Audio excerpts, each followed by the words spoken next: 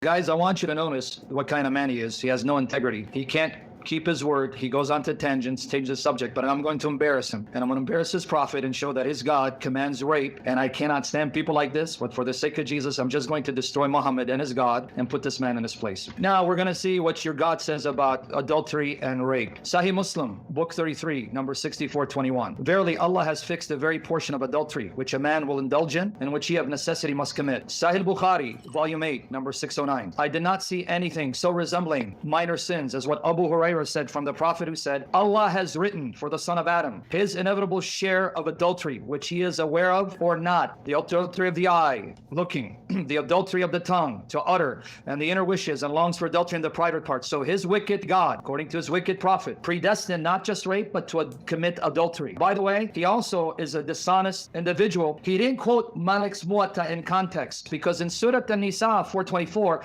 it's talking about women taken captive. Would his wife be okay if he was living at the time of Muhammad? Would his daughter be okay if he was living at the time of Muhammad? When the jihadi thugs attack him, take his wife captive, his mother captive, his daughter captive, would they be okay and allow them to sleep with them? And I want him to quote in that verse, in the hadith, Sunan Abu Dawud, where it says, get their permission. Now, folks, any woman who has any integrity, would she say yes to her captor? So this guy misquotes Malik's Muwatta, which is talking about Muslim women, Muslim slave girls, and the passage is talking about captives. What do you do to captives? They're your property. It doesn't matter their husbands are alive. You can sleep with them and have sex. It is rape. He doesn't like it. So would your mother like it, Muhammad, taking her from your father and having sex with her? But no, you already said about muta, you may be okay with it. So you may be okay, and your mother may be okay with your prophet sleeping with her, even though your father's alive, because your God said it's okay. Yes, don't call it rape. Call it whatever you want. It is rape from the pit of hell, because your prophet is from the pit of hell. He is the Antichrist. Now, we're going to have fun with contradictions in the Quran.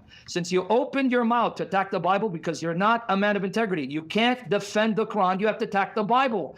And your beams from your eyes are reaching from India to Mecca, and it's touching the black stone which your prophet licked like a pagan. Chapter 2, verse 29, contradiction, first contradiction. Which came first, the heavens or the earth? It is he who hath created for you all things that are on earth. Then, thumma, it is he who hath created for you all things that are on earth. Then he turned to the heavens and made them into 7 firmaments. That's Surah 2:29. Surah 41, verses 9 to 12. Say, is it that you deny him who created the earth in 2 days? Let's count, guys, because Muhammad didn't know math, and he doesn't know math either. 2 days, and do you join equals with him? He is the Lord of all the worlds. He set on an earth, mountain standing firm, high above it, and bestowed blessings on the earth, and measured their sustenance. In 4 days, 2 and 4, that's 6. Okay, 4 days. All right. Then, thumma, he turned to the sky when it was smoke and said to it and the earth, come together, willingly or unwillingly. They said, we come together, and he made it 7 heavens. So 2, 4, 2, that's 8. But that contradicts 7, verse 54. It says he created all things in 6 days. Now, in case he makes the foolish and stupid mistake of denying it, Sahih Muslim, number 6707. Abu Hurairah reported that Allah's messenger took hold of my hands and said, Allah, the exalted and glorious, created the clay on Saturday, and he created the mountains on Sunday, and he created the trees on Monday, and he created the things entail labor on Tuesday. So here, let's count. Saturday, Sunday, Monday, Tuesday. He created light on Wednesday and caused Adam to spread on Thursday and created Adam after Asr on Friday. Well, wow, jolly gee whiz. The hadith of Muhammad says 7 days. 754 says 6 days. 41 verses 9 to 12 says 8 days. Bury your Quran. It's from the pit of hell. It's not from the true God. Oh, but how many earths? Chapter 65, verse 12. How many earths? It is Allah who has created 7 heavens and earth as many. So 7 heavens, 7 earths. Oh, goodness. But are those earths round or flat like pancakes? In a commentary attributed to Ibn Abbas, Ibn Abbas says these earths are flat. Al-Tabari, volume 1, pages 207, 208, 7 earths that are flat islands. Oh my goodness. So is it 8 days? Is it 6 days? Is it 7 days? And how many earths? 7? Are they flat like pancakes? Of course. You want to talk about contradictions? We're going to have fun at the expense of your prophet. Chapter 17, verse 1. Glory be to him who took his servant for a journey by night from the sacred mosque to the father's mosque. So I'm going to be asking you and I'm going to be drilling you. Who is this that took his servant? Who is his servant? Where is the sacred mosque and where is farthest mosque? Answer that. And you can't from the Quran, but when you go outside of the Quran, we bury the Quran further in the pit of hell, because according to your hadith, Sirat Rasulullah, and other hadiths like Bukhari and Muslim, the farthest mosque is the temple. My friend, your prophet didn't know anything about geography or history. There was no temple standing at the time when your false prophet prophesied. Let me read. Ziyad bin Abdullah al-Baqai from Muhammad bin Ishaq told me the following. Then the apostle was carried by night from the mosque at Mecca to Masjid al-Aqsa, which is the temple of Aliyah. I want you to save your prophet from humiliation. Show us that there was a temple in Jerusalem at the time of your prophet. The temple of Solomon was destroyed 586. The second temple in 70 AD. What temple did your prophet visit? There was none. Now in his story, Al-Hasan said, the apostle and Gabriel went their way until they arrived at the temple at Jerusalem. No, there was no temple in Jerusalem, Muhammad. So the mirage is a mirage. It is nothing but his overactive, demonized, satanically inspired imagination. So we're going to have fun with you tonight because you're not a man of integrity. He spoke about Sahih Muslim and other hadiths which were predestined for rape and adultery. This is the knowledge of God. It is not predestined, it is the knowledge of God. This is the question of taqdeer. Say that Allah knows everything what is going to happen. What is going to happen is because of his knowledge. He knows what is going to happen. He's mentioning that these things will be happening. It is question of taqdeer, not that Allah has prescribed adultery and rape. It is not Allah has prescribed. Every person is responsible for his deeds. Chapter 4 verse 24, yes, in the previous session I have explained about the rapist. That is not the question. 220, and when he says that rapist is a Muslim woman, no, it is not. It doesn't say Muslim woman. Who rapes a woman, if she was raped, the punishment is to be carried out on the rapist. And there is no punishment for the woman who has been raped, whatever the case. So it doesn't say Muslim woman or non-Muslim woman. It doesn't make a difference. Then he says 229 and 41, 9 to 12, that 2 days, which was first? It was both together. Heaven and earth were both together in initial state, both together. In chapter 21, verse number 33, it says, وَالَّذِي خَلَقَ اللَّيْلَ وَالنَّهَارَ وَالشَّمْسَ وَالْقَمَرَ كُلٌّ فِي فَلَكٍ يَسْبَحُونَ. We have created the heavens and the earth. And أَوَلَمْ يَرَ الَّذِينَ كَفَرُوا أَنَّ السَّمَاوَاتِ وَالْأَرْضِ. Do not the unbelievers see that the heavens and the earth were joined together as one in the creation, and before we close them asunder. So according to this first, both were together, both were created together. So you can say this was created first or that was created first. It doesn't matter. Now 7 days or 6 days or 8 days. Now if you calculate properly, 2 plus 2 is actually 2 only. 2 plus 2 is not different thing. 2 is the first 2 is included in the next one. So it is 4, and plus 2 is for heaven. So it is no contradiction. You have to calculate properly. It is not saying, so chapter 41 verse number 9 to 12 doesn't say 8 days. It is, you have to calculate properly, then you know. 2 plus 2 is 4. No, 2 plus 2 is not 4. That is together. And Alhamdulillah, there is no contradiction. Surah 17:1, glory to Allah. You cannot go out of the Quran. Who said you cannot go out of the Quran? Where is the verse? Where is the verse says that you cannot go out of the Quran? Quran says that you can follow, you can understand, but it doesn't say that you cannot go out of the Quran. There are many verses in the Quran, chapter 59, verse number 7, which says that you can go out of the Quran. You have to follow the hadith. You have to take the hadith. This is wrong on his part. He's becoming Maulana. Don't become Maulana. If you become a Maulana, you will be a fake Maulana. You don't know anything. Like he's been twisting the Bible, he's been twisting the Quran Hadith in my presence, and he thinks he's going to get away with it. The first lie he said, Allah didn't predestine it, it's in his knowledge. Let me reread it again, because again, you said, I am not a scholar. You admitted yesterday, you're not a scholar, and you're not qualified. So that means, before you see the splinter of my eye, remove the beams, Luke 6:41. But let me catch you in your lie, because here it is, Sahih Muslim, number 64:21. Verily Allah has fixed the very portion of adultery which a man will indulge in, which he of necessity must commit. It doesn't say Allah knew, it says he fixed it, you must do it. Stop twisting even your own false hadith and your false book. Have some honor and respect your prophet. Do not twist his words. Sahih Bukhari, volume 8, number 609. To can catch you that you're lying, because you know you must be lying because you heard me read it. Allah has written for the son of Adam his inevitable, maybe you don't know English, means he can't avoid it. Share adultery, whether he is aware of it or not. So you're lying. Allah predestined people to commit adultery because he's wicked. He makes Satan look righteous. You then misquoted chapter 21, verse 33. Guys, did you see again the dishonesty here? He said, it says, and the night and the day They're in orbit, and the sun and the moon, and it says kullun, it's plural. The reason why it's plural, because it's talking about the day, the night, the sun and the moon. That's plural. It's 3 or more. But you know what your God forgot to mention? The earth. Show me in the Quran where it says the earth is a celestial body that floats in the space. It doesn't say that, because the earth is fixed and stationary according to your God and your false prophet who thought there were 7 earths, and according to his companions, they were flat. Please do not misrepresent your own Quran in my presence, because I don't want to correct you, because I don't care about your Quran, but I have to correct your misinformation. And then look what he said. Oh no, the translation says Sunday, Monday. It's really days. Did you understand your point?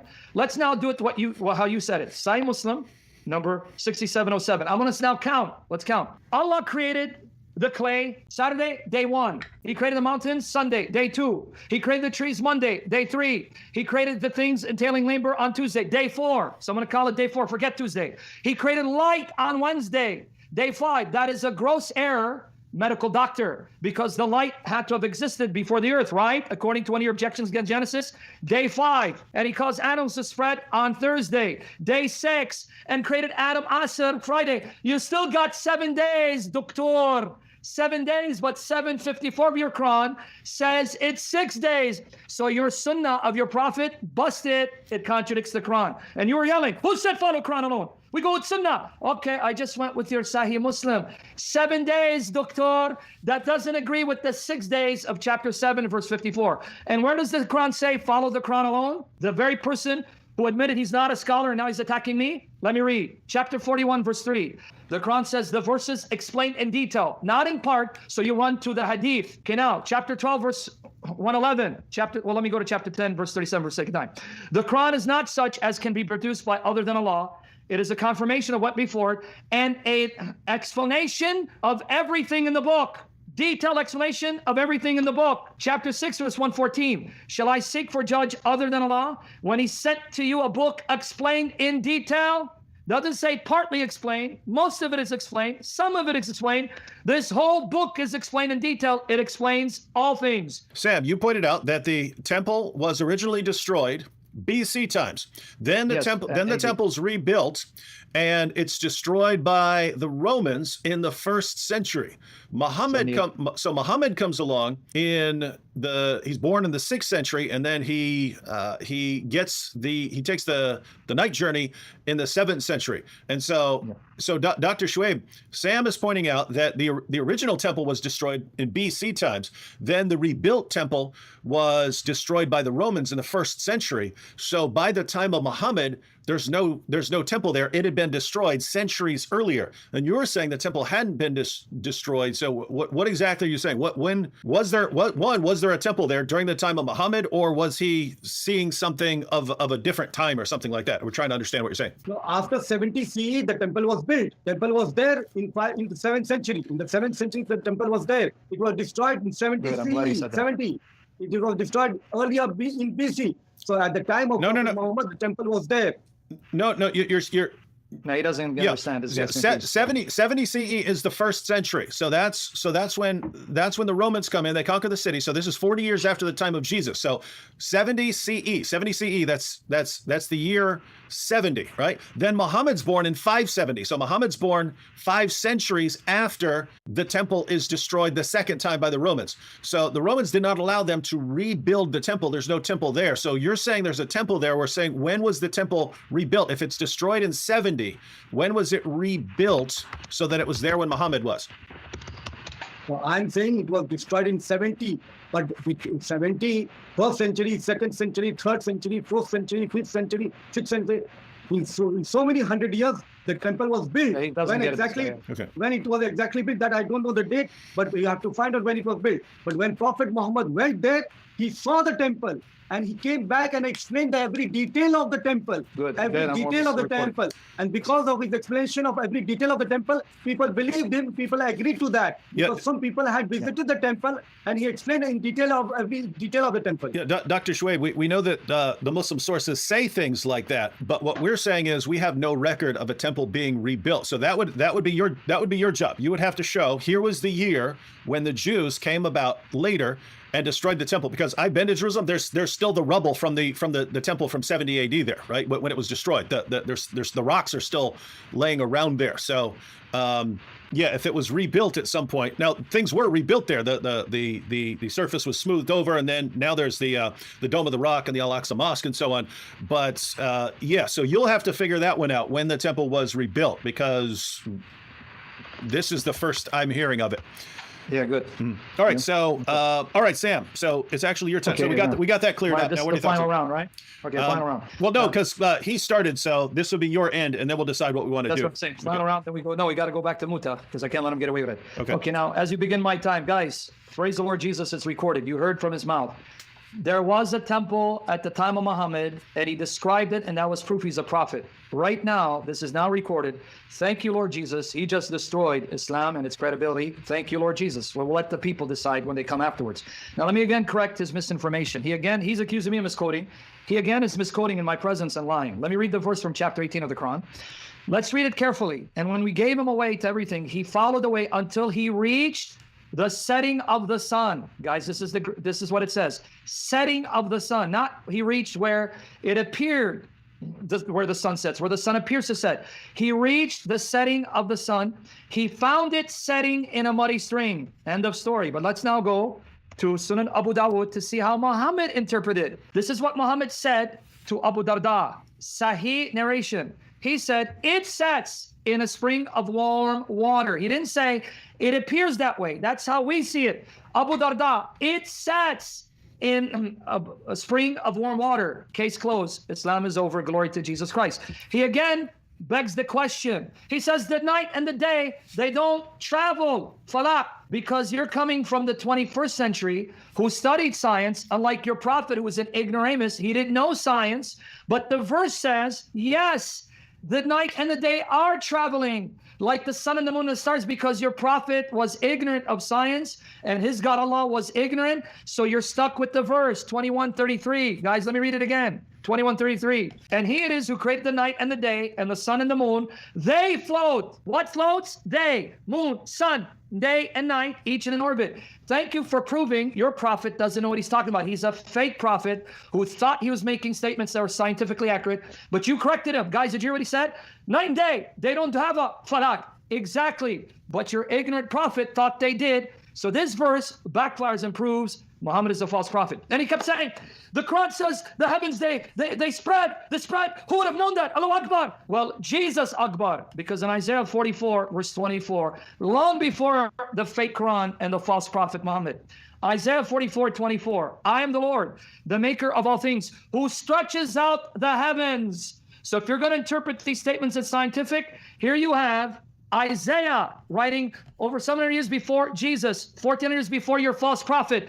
God is telling him, I am the one stretching out the heavens, spreading out the earth by myself. Psalm 102:25. In the beginning, Lord, you laid the foundation of the heavens are the work of your hands, right? And then you stretch them and you roll them up. So here you have in the Bible, specifically Isaiah 44:24, God is stretching out the heavens. Now again, guys, for the record, I don't say that's scientific. I'm not using a scientific argument, but he's the one using it. He just proved Muhammad is a plagiarist who lied and took stuff from the Bible, claiming it as revelation, but he was a fake. Again, he said that Allah writes down what he knows you're going to do. This is now the fourth time, guys. I'm getting tired of repeating myself.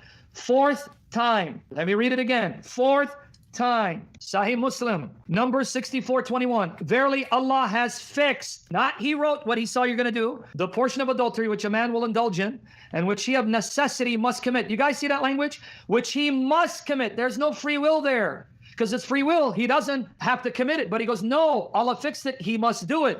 Sahih Bukhari, volume 8, number 609. Allah has written for the son of Adam, his inevitable share of adultery, meaning adultery he can't avoid. He's got to do it. There's nothing about free will in your fake Quran and Hadith. What the Hadith say, Allah fixed it. You got no choice to do it. And that's confirmed in 424, where your Allah said to the Muslims, hey, don't feel ashamed. There's a married woman who's captive, whose husband is still alive. Have sex with her. And when you're done, sell her off.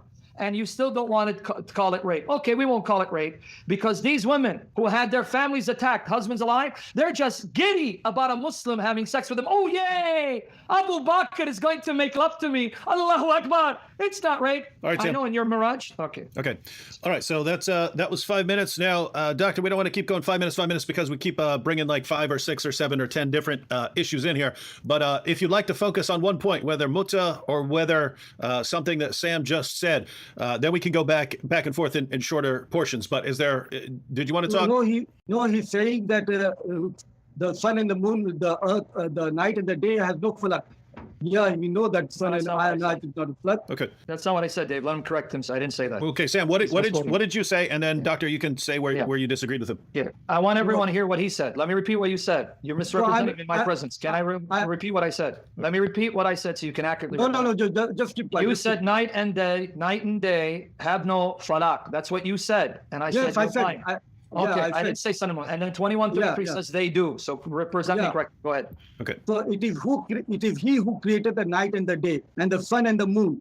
All the celestial bodies into the bracket, all the celestial bodies swim along within its rounded course.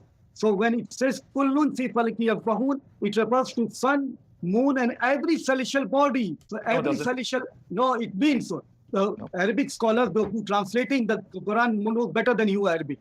So when Arabic scholars, they translate into bracket the celestial bodies, it means that kullun refers to celestial body. You don't know Arabic as a language. The scholars of Arabic, they say kullun refers to all celestial body. So it is not said. So kullun fi falaki yasbahun refers to every celestial bodies that will include the earth. Which when it speaks about earth stable, that stableness is about placing the mountain on the earth. That makes stable. If the mountains were not there, then it would shake with people. That is initial shaking. It is not speaking about that. It is not rotating. Okay. It's not moving. Okay. So can we stay on this point now? Yeah. What are your thoughts on this? Now we'll come back. Okay. Well, no. We're going to take one point at a time. We don't want to go. Yeah, we don't want to cover 10 points at a time now, just because we need to narrow it down. Let me finish it. If you want to see scientific in the Bible. No, you're going. Yeah, we want to stick to one topic at a time. So Sam, how do you respond to what he just said? Okay, Genesis chapter 1. Can I get to Doctor. Genesis chapter 1. I don't. Describe about the creation. I don't want to have to mute you. I don't want to have to mute you. It is unscientific there. Okay, but that's a completely new point. One, it's a completely new point. Two, it's completely irrelevant to this debate. Three, if you attack Genesis without disproving what Sam said yesterday, then you're attacking Muhammad's affirmation of the Torah. And so basically you just made some points. Sam, what are your thoughts on the points that he just made? Hey Dave, I just want to see here. Can you mute the guy, brother, please? Muhammad confirmed the Torah. I'm going to just pull up my microphone. All right, so go ahead, Sam. Okay. I just want to say you've been unbelievably fair. Praise Jesus Christ. I give you credit. But this guy is getting ridiculous. He's going off topic. He's got to be reined in because this guy's a joke. Go ahead, Sam. Go ahead. Okay, but I'm just going to do it because this guy's getting tiring. Okay, guys, did you see the deception again? He quotes Salali Khan. No, I'm sorry, Yusuf Ali. My bad. Yusuf Ali inserted the words the celestial bodies. And he's attacking me. I quoted Tafsir al-Jalalain, which I'll quote again. But I want say it to here, and I want him to show every one of you. Show me the words celestial bodies in the Arabic. It's not there. Yusuf Ali had to insert that because Yusuf Ali is writing from the 20th century. 20th century, as the Lord loosens my tongue to speak clearly. And he knows better than Muhammad and his God. But let me read what the verse says, guys. Listen carefully to what it says. And he it is who created the night and the day, and the sun and the moon. They float. Anyone just reading the Arabic and English, they refers to moon, sun, day, and night, which he created in an orbit. You're stuck with it. You use science to prove the Quran. Science buried the Quran. That's all I got to say about this. But can we go to Muta? He wants to keep going. He did bring up Muta earlier, and I'll let him finish it. I think that's where I cut him off earlier when he was raising some points about Mutta. So just to recap for everyone who missed an earlier discussion, basically the issue was one, that Muhammad Muhammad allowed his followers, at least for a certain period of time, to practice a form of prostitution, meaning that you could hire a woman for sex, but you would marry her for that time. So you might marry her for a specific amount of time. So you'd marry her for, let's say, 3 days. You would have sex with her, you would give her some money, and then you would, then they would be divorced. Now, Dr. Shuaib earlier in a previous installment pointed out that Muhammad forbade the practice. He eventually forbade the practice, said, don't do this. And then Sam pointed out that there are Muslim sources which say that it wasn't Muhammad who forbade the practice. It was later Muslims. And so that was kind of, it was later Muslim rulers. And then earlier in this live stream that we're on right now, Dr. Shuaib read a couple of additional Muslim sources. So Dr. Shuaib, what is your final position on this issue of mutta? Mutta, what I say, when Sam quoted the hadith of 3261, this hadith, he did not quote all the hadith. He purposely stopped in between to prove that mutta is allowed by the quotation of Abdullah bin Abbas. Abdullah bin Abbas, he quoted, but the further, if you read the hadith completely, it means it was prohibited. It was prohibited because it says that prohibition. So if you take half message, you will have different opinion, different understanding. If you take the complete, then it has a different understanding. He's copying Paul. Well, when I quoted in Romans chapter 3, verse number 10 and 11, he's quoting Paul. Paul is also doing the same thing. He's quoting Paul, we might be doing the same thing. We might be able to go to why because you're jumping from topic. That's notice. If you were talking about mutta, that's a passing remark. No, you went to Paul, yeah. Yeah, if you want to raise a point about Paul, I have no problem doing that. But we want to focus on this issue. We told everyone yesterday one of the issues that we brought up today would be the issue of mutta. So Sam, can I address him now? Yeah, Sam, do you agree that you misquoted Sahih Muslim on this? No, actually, he's being dishonest in the way he's reading that hadith. But now, guys, pay attention to the hadith I read. And selectively, he went to one hadith, and I have it quoted in full. If you go to the notes that I have for this discussion, it's on answeringislamblog.wordpress.com. You'll see I quoted the entire hadith. But for the sake of time, I emphasize the fact that there are people who were debating the issue. He admits they were debating the issue. But now let me read some more of the hadith and show how he's the one who's being like Allah, khairul makirin. Here's the hadith he didn't comment on. I wonder why. Sahih Muslim, book 8, number 3248. Remember I brought this up, but he went to the one he thought he could get me on. Sahih Muslim, book 8, number 3250. I'm sorry, number 3248. Number 3248. Ibn Urayj reported that Jabir bin Abdullah came to perform Umrah, and we came to his abode, and the people asked him about different things, and then they made a mention of temporary marriage, whereupon he said, notice how long they've been doing muta. Yes, we had been benefiting ourselves by this temporary marriage during the lifetime of the Holy Prophet and during the time of Abu Bakr and Umar. Why didn't you quote that hadith? Because you thought you had me by this hadith. So now, Sahih Muslim, 3248, it says they were doing this filthy, wicked act of prostitution, muta, up until the time of Umar.